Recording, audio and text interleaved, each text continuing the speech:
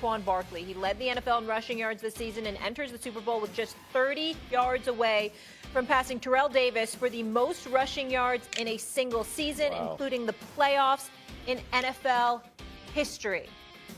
All right, Jeff, is Saquon already an all-time great running back? Absolutely. Absolutely. I mean, I think, listen, he's had some injuries that affected his long-term, but when you think about what he's capable of doing, playing for your Giants. Yeah, don't even talk about that. Hey, the deck's been stacked against him. I don't know if they're actually my Giants. You know what I mean? Like, we might have broke up. The deck has been stacked against him. And this guy is what he would have looked like had he been given the same ability in front of him, quarterbacks, all those things.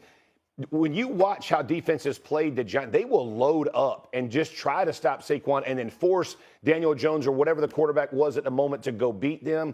I don't care how good you are, it's very difficult. Saquon Barkley is a special human, and what you've seen him do this season, I think would have been replicated many times over had he been in a situation like he has found himself in Philly. So immediately when I saw this question, I said, absolutely. And then I took a step back because I'm like, okay, let's not do what we always do, which is be prisoners of the moment. And then I started thinking, in my mind, he is. Listen to Andy Reid. Andy Reid said this week they have one of the best running backs ever. Mm-hmm. That is Andy Reid, one of the greatest coaches ever, saying that about Saquon.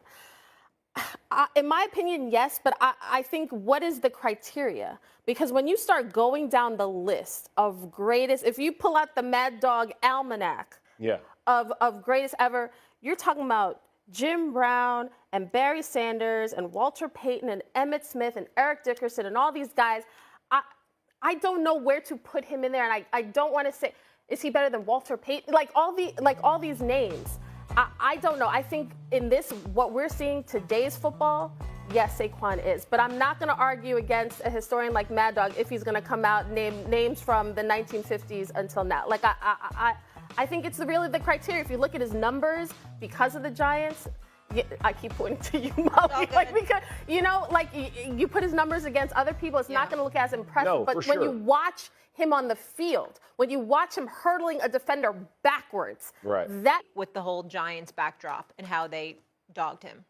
To me, it is Saquon and Jalen winning a Super Bowl, because it's not the Chiefs' fatigue factor for me. It is, we already know how great Patrick Mahomes is. He can get better. Clearly, he can win more Super Bowls. But we already have established he's one of the best we've ever seen. But when we're literally debating Saquon Barkley. Is he one of the greatest running backs? And each week of this season, up until heading into the Super Bowl, we have given this guy so much praise and saying, we haven't seen this. He's tremendous. And yet his career is still sort of hampered by those years spent in New York. And now he's finally at a position where he has the offensive line he's always needed. He's got the roster that he's needed, the opportunity to get and win a Super Bowl. And also with Jalen Hurts, listen, say what you want. The questions about him and whether he is the weak link here, whether he can lead this team to a Super Bowl. The guy was just in the Super Bowl 2 years ago without Saquon Barkley. Yeah. And for the Eagles to kind of careen last year and to come back in this moment, those two winning it on this stage against that guy, there's no better story than that. I'll tell you, first off, give Hurts tremendous credit for that 4th and 5 play at 14-12. That was the best. That was the biggest play of that game. That was a great pass. I'm with Kimberly completely. I love Hurts. He doesn't say anything. He does what he's supposed to do. He's got to deal with those receivers that want the ball a lot. 2 years ago, he played great in the game. I'm a big Hurts fan. But listen, Bart Starr won 3. I don't care what anybody says. They would have beaten the 65 Bills. And I am chiefed out. But I'm going to be fair. I think Mahomes winning 3 straight, getting a little closer to Brady would be is a bigger story than a running back and a young quarterback who has a chance to win a couple Super Bowls down the road. So I don't love either story, to be honest with you. We all know I'm the hater of all time. I am sick and tired of the Chiefs, as is America. As is America, by the way. I deal with them every day. Nobody likes this game. But as far as the historical aspect of it is concerned, I'd have to say Jeffrey myself. I'd have to say Mahomes 3 in a row. He's excited to see Taylor Swift shots. He wants as many Taylor Swift shots in the box that he can. The sweet shots. That he can. Yeah. Jeff, do you agree with him though? Is this like a boring Super Bowl? Is this not a? I do not think this is. I'll be honest with you. This is probably one of my favorite Super Bowls. Really? Yeah, I'm super excited. But I'll say it this way.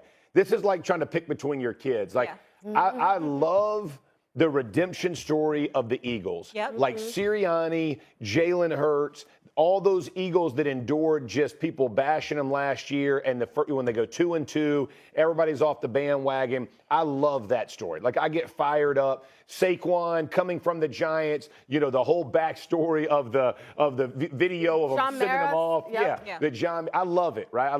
And then I flip over and I go, the Chiefs, a three-peat. It's never been done. Yeah. Like, no. So how could that not be the greatest story in NFL history? Like, and by the way, by one of the greatest humans, like Patrick Mahomes, man, all he's done has been a class act to every team. I mean, he is a team guy. He loves his fellow teammates. He loves the city he plays, loves his head coach. Like, he could not be. When he steps to the microphone, I want to go play again. Like, he's just that guy. So I love both stories. I do tip the cap to the three-peat just because it's never been done. I think on the surface, it's sort of like, we just watched this. However, how the Eagles got there, completely different roster. Agreed. Again, with the Chiefs, completely different team. And we talk about the Chiefs year in and year out. It may be boring, but that's because they have methodically worked and prepared and gotten better, figured out, okay, we can't win that way we won last year. Okay, who's here? How do we maximize this potential? What can we do? How can we make the defensive strength? That is impressive. No doubt. And let me say this about the Eagles, too. The Eagles. Jason Kelsey gone, right? Fletcher Cox gone. Brandon Graham. The big four, those guys, that was the captains and, the voice of the Eagles locker room for all those years. Those guys are all, Graham because he was in, all of these. The core is gone, and here comes some new blood in, and then Saquon comes in. Like, how cool. So it's totally different for me than 2 years ago Super Bowl. This is I'm fired up for this one. Yeah, it's going to be a good time. It's going to be good. All right, when we come back.